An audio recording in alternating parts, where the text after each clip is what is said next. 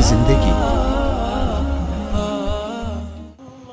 بسم اللہ الرحمن الرحیم والصلاة والسلام علی رسولہ الکریم وعلی آلہ وصحبہ اجمعین، اما بعد۔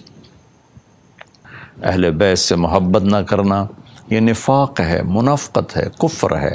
اہل بیت سے پیار کرنا ایمان ہے، ایمان کا کمال ہے، ایمان کا کمال ہے۔ جس گھر میں اللہ نے اپنے حبیب کو پیدا کیا، جس نبی کی گود میں ان کی اولاد پروان چڑھی، اگر ہم ان سے بغض رکھیں گے تو ہمارا ایمان کہاں چلا گیا؟ نہ ایمان ہے نہ ایمان رہے گا۔ ان کی محبت ہی اصل ایمان ہے، ان کی محبت ہی اصل ایمان ہے۔ ایک روایت یاد ہے کہ میرے نبی نے فرمایا، جس نے میری اولاد میں سے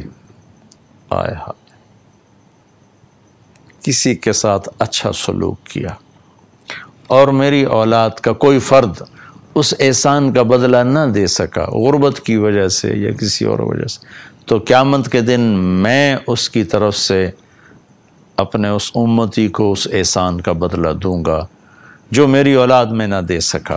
اس پر میں ایک واقعہ سنا دیتا ہوں۔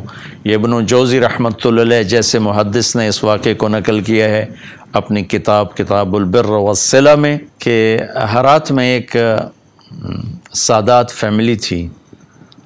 وہ خاتون جوانی میں بیوہ ہو گئیں، بچیاں تھیں، تنگ دستی آئی تو انہوں نے سمرقند کی طرف ہجرت فرما لی۔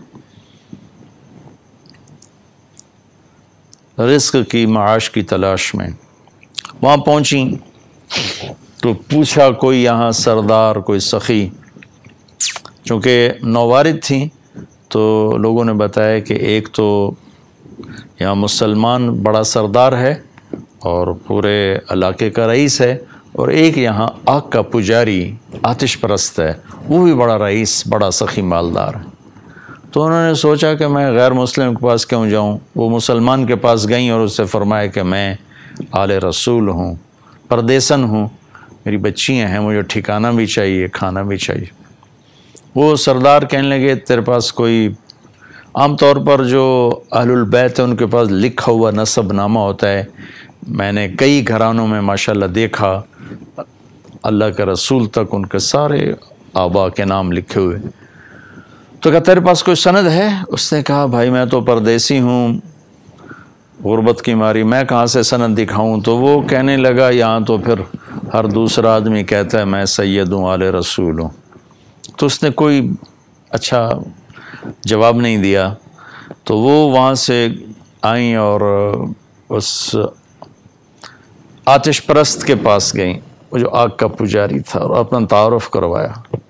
اس نے فوراً اپنی بیگم کو ساتھ بھیجا اور کہا کہ جاؤ ان کی بچیوں کو لے کر آؤ۔ جاؤ، انہوں نے کہیں ٹھہرایا ہوا تھا، ان کو لے کر آئے، سرد رات تھی، ان کو کھانا کھلایا، سلا دیا۔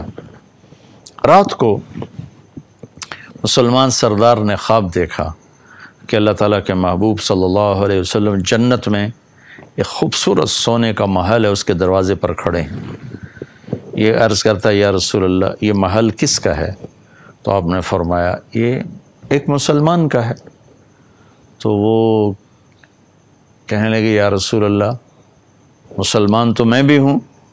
تو آپ نے فرمایا اپنے اسلام پر کوئی دلیل پیش کر، کوئی ثبوت پیش کر۔ تو وہ کانپ گئے۔ تو پھر اللہ کے نبی نے بہت غصے سے فرمایا کہ میرے گھر کی بچی تیرے دروازے پر چل کر آئی اور تو نے اس سے ثبوت مانگے کہ مجھے ثبوت دے، تو اہل بیت میں سے ہے، میری نظروں سے دور ہو جا۔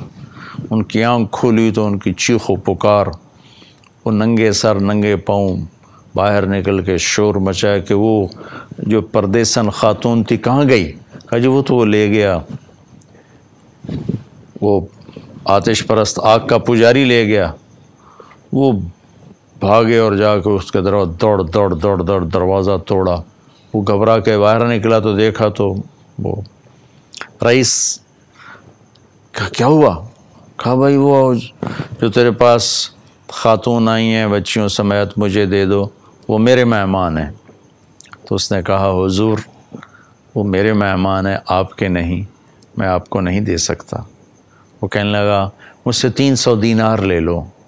300 دینار کوئی آج کا 60-70 لاکھ روپیہ بنتا ہے، کہ مجھ سے 300 دینار لے لو اور وہ خاتون بچیوں سمیت میرے مہمان بنا دو۔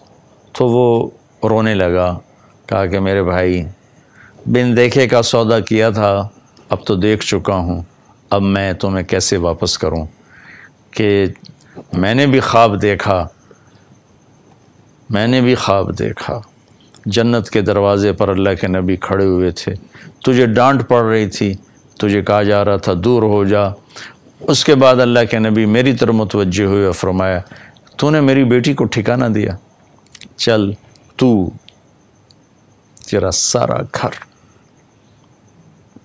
سب بخشے گئے، سب کے لیے جنت کا اللہ نے فیصلہ کر دیا، کہ میری آنکھ کھلی ہے، میں ایمان لا چکا ہوں، میرا سارا گھر کلمہ پڑھ چکا ہے، ہم سب مسلمان ہو چکے ہیں، ہم وہ دولت آپ کو کبھی واپس نہیں کریں گے۔ یہ اہل البیت ہیں۔ زیتون ٹی وی